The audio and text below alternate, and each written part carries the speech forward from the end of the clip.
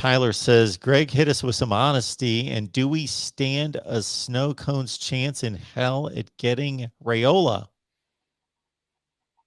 Well, I mean, with his uncle on the coaching the offensive line, yeah, and to see the relationship that his dad has with Scott Frost and with Trev Alberts, and to kind of just observe the way that Dylan, his body language when he was here for Friday Night Lights last summer, and just spent all of his time with Coach Frost, and yeah, they do have they do, and you're talking about a kid that's got offers from every single top top 20 team that you could ever imagine, and yeah, I mean Nebraska is obviously going to always have a shot because his dad's name is up on the Wall of Fame in Memorial Stadium, and that means a lot right there, and especially when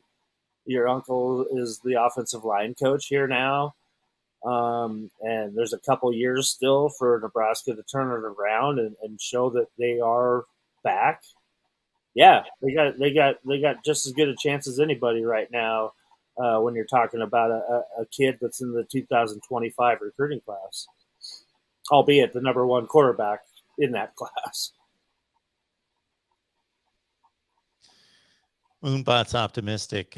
Trey Palmer 4 punt kickoff returns. Hey, Touchdowns.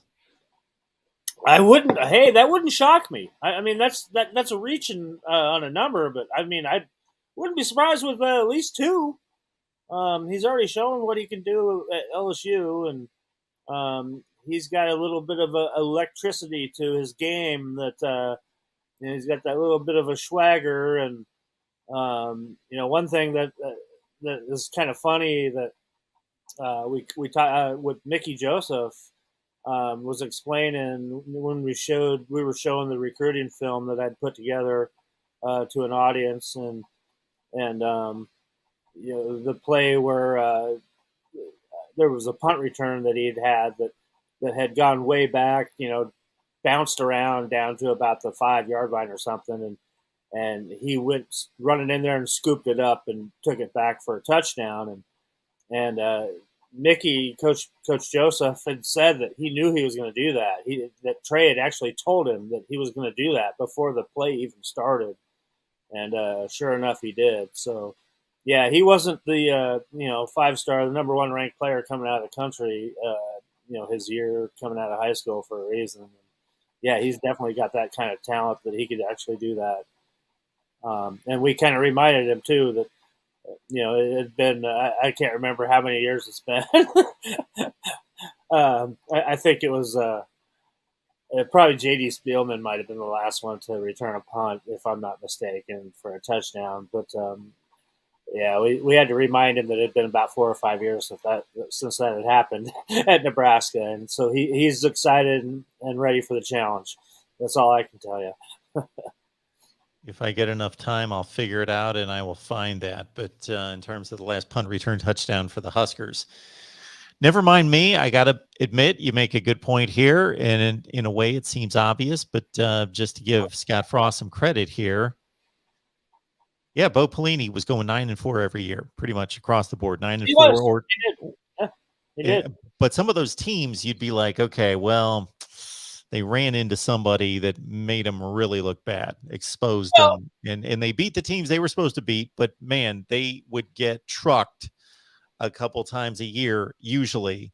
Oh, that team last year, my goodness, they went 3-9, but they were competitive with 4 of the best teams in the country. You have to remember when Bo Pelini took this program over, he took it over from Bill Callahan, who had recruited tons of NFL guys to Nebraska. Bill Callahan was a master recruiter, and obviously he's regarded as the best offensive line coach that the NFL's ever seen. His problem was that his defensive coordinator was not very good, and it led to Bill Callahan getting fired. So Bo Pelini took over a program with a ton of talent, a lot of guys that ended up in the NFL. So you kind of got to take that with a grain of salt with some of those games that he was winning.